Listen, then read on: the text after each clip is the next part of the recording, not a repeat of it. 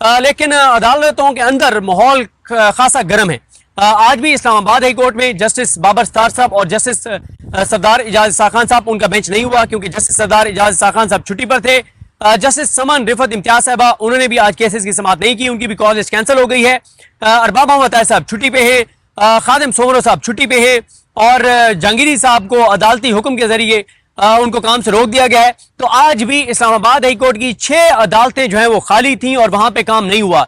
मैं और जिस तरह का काम हो रहा है वो आप सुन चुके कि चेयरमैन पीटीए जो है उनको ओहदे पर बहाल कर दिया है। जस्टिस मोहम्मद आसिफ और जस्टिस इनाम मिनहास ने, ये 11वें और 12वें नंबर के जज हैं। इस्लामाबाद हाई कोर्ट के 11वें और 12वें नंबर के जजेस पे मुश्तमिल एक बेंच बनाया गया, उसके सामने ये चेयरमैन पीटीए का केस लगाया गया और बाबर सत्तार साहब का एक बड़ा फैसला जो है उसको चंद ही मिनट के अंदर जो है वो उसको मुअत्तल कर दिया गया और चेयरमैन पीटीए को बहाल कर दिया गया। आज मैं कोर्ट रूम के अंदर मौजूद था। सोशल मीडिया पे आपने देखा होगा चल रहा है, क्योंकि हुआ ये कि मैं जहां पे खड़ा था मेरे आगे रिपोर्टर थे, मुझे तो उस तरह से नजर नहीं आ रहा था और मैं तो ये देख रहा था कि जो कोर्ट एसोसिएट हैं, जो उनको रीडर कहते हैं, जो भी उनको कहते हैं, जो डिक्टेट जज कराते हैं और वो लिखते हैं, वो जो लिख रहे थे वो बिल्कुल जज साहब के करीब थे और एक तरह से जज साहब उनके कान में ऑर्डर जो है वो डिक्टेट करवा रहे थे।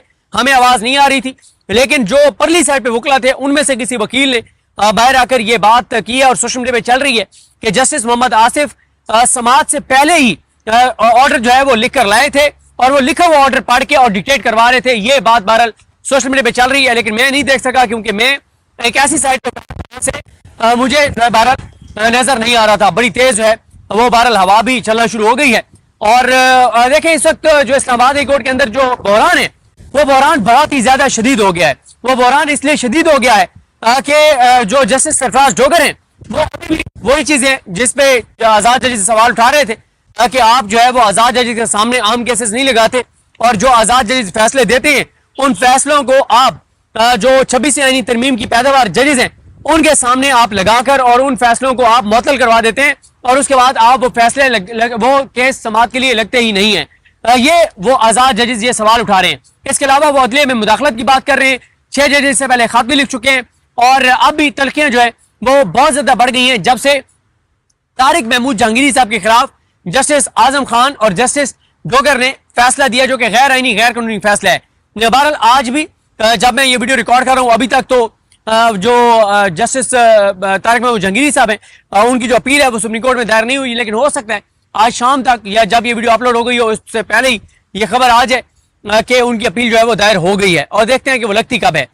इसके अलावा जो सुप्रीम कोर्ट ऑफ पाकिस्तान में इससे पहली वीडियो में मैं आपको बता चुका हूँ, सारा अलीमा खानम साहबा और डॉक्टर उज़मा साहबा और नौरीन याद साहब आई थी और उसमें अब ये भी देखना होगा कि जस्टिस याहिया खान साहब क्या जवाब देते हैं और खास तौर पे इस मामले में वो क्या करते हैं, क्योंकि देखें सुप्रीम जुडिशल काउंसिल में जस्टिस तारिक महमूद जहांगीर साहब के खिलाफ जो एक कंप्लेंट है वो पेंडिंग है डिग्री वाली, उसके ऊपर जो सुप्रीम जुडिशल काउंसिल का लास्ट इजलास था उसमें बाकी जजेस के खिलाफ जो शिकायत थी वो कहा गया कि वो दुरुस्त नहीं है और उनको मुस्तरद कर दिया गया।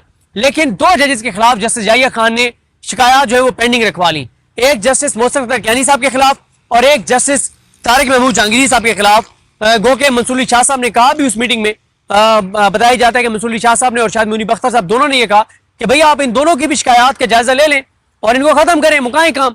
लेकिन जस्टिस याहिया खान ने कहा कि नहीं, इनको पेंडिंग रखना है और उसके बाद जस्टिस याहिया खान के लाए हुए जस्टिस सरफराज डोगर जो है उन्होंने जस्टिस जहांगीरी साहब को काम से रोक दिया और उनकी जुडिशल पावर्स वापस ले ली। देखें बात यह है कि इस्लामाबाद हाई कोर्ट के अंदर ये जो जजेस है ना, मैंने आज ट्वीट भी किया था क्योंकि आज तीसरा दिन है मैं अटेंड कर रहा हूँ जस्टिस मोहसिन अख्तर कियानी साहब की कोर्ट।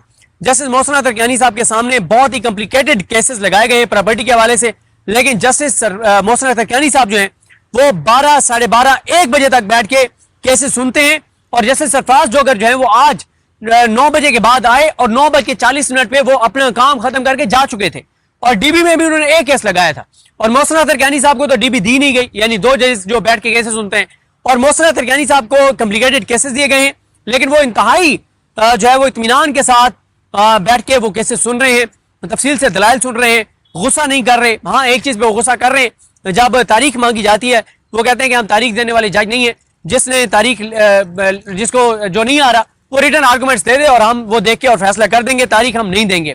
तो ये जो जजेस है ना, यकीन करें आप मोहसिन अख्तर गैनी साहब की अदालत में जाकर बैठे, आप बाबर स्टार साहब की अदालत में जाकर बैठे, आप सरदार इजाज इसाक खान साहब की अदालत में जाकर बैठे, या आप समन रिफत इम्तियाज साहब की अदालत में जाकर बैठे, आपको बतौर पाकिस्तानी इतनी खुशी होती है उनकी अदालतों में बैठ के कि किस जबरदस्त तरीके से वो कैसे सुनते हैं, क्लैरिटी से फैसले करते हैं, क्लैरिटी से फैसले लिखवाते हैं, उनके चेहरों के ऊपर जो है वो कोई खौफ नहीं होता, कोई मतलब ऐसी चीज नहीं होती जैसे आप 26वीं आईनी तरमीम की पैदावार जजेस की अदालत में जाए ना, जैसे मतलब वो आपको फेस नहीं कर पा रहे होते, वो आंखों में आंखें नहीं डाल रहे होते, वो आंखें नहीं मिला पा रहे होते।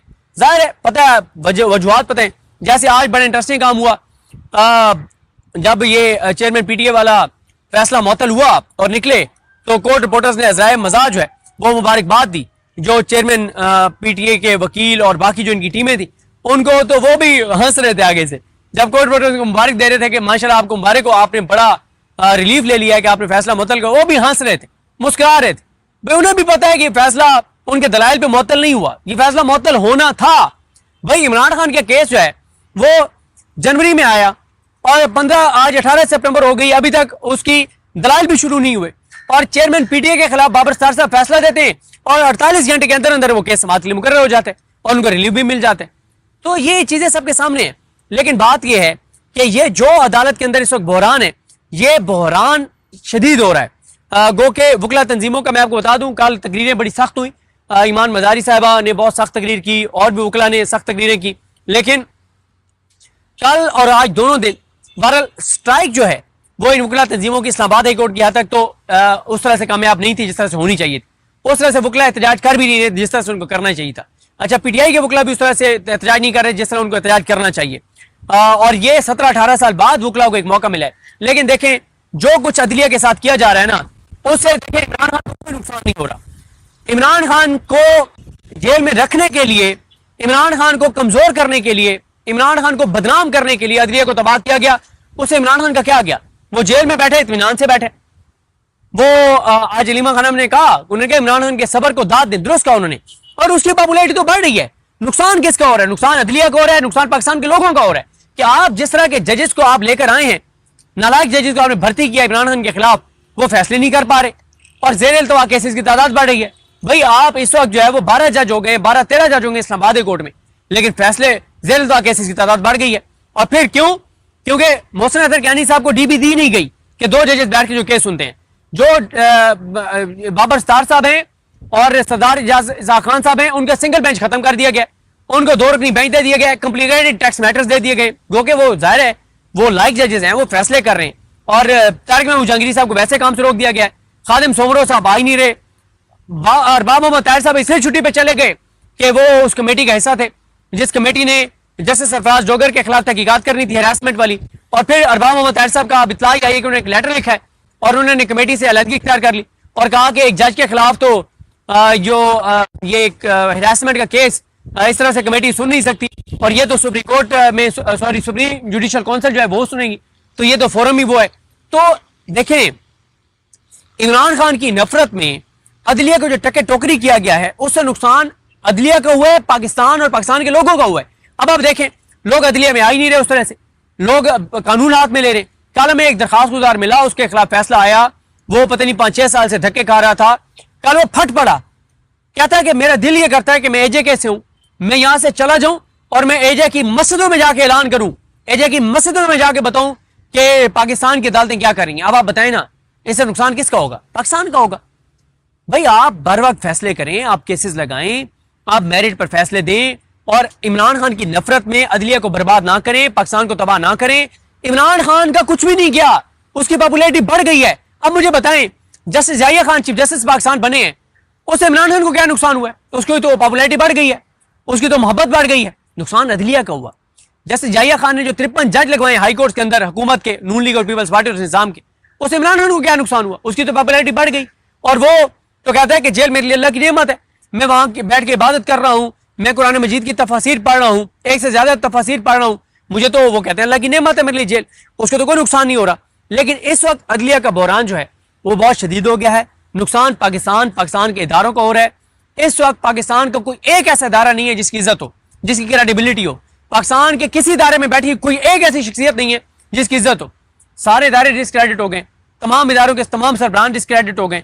पाकिस्तान के लोग तबाह हो गए, पाकिस्तान के लोग बर्बाद हो गए, हर शोबा हर तबका बर्बाद हो गए, तो ये होश के नाखून लें, ज़रा मुल्क का सोचें, मुल्क की आने वाली नस्लों का सोचें, मुल्क के इदारों का सोचें। आज जो लोग इदारों में बैठे कल नहीं होंगे, लेकिन बात यह कि इदारे रहेंगे। तो बहरहाल जी, जिस तरह से मैंने वो किया कि आज जिस तरीके से जस्टिस आसिफ ने और जस्टिस इनाम अमीन मिनहास ने उन्होंने फैसला दिया, वो पहले से पता था कि फैसला यही आने, लेकिन वो जजेस एक्सपोज हुए, अदलिया ओरल एक्सपोज हुई है, और नफरत जो है वो इन इदारों के खिलाफ और जो एक अदलिया के ऊपर अदम एतमाद है वो बढ़ रहा है। अदलिया का नुकसान हो रहा है, इदारों का नुकसान हो रहा है, इमरान खान का कोई नुकसान नहीं हो रहा, उसकी मोहब्बत बढ़ती चली जा रही है, उसका वोट बैंक बढ़ता चला जा रहा है। मुझे अपनी दुआ में याद रखें। अलग सबका हामी नासर, अल्लाह हाफिज़।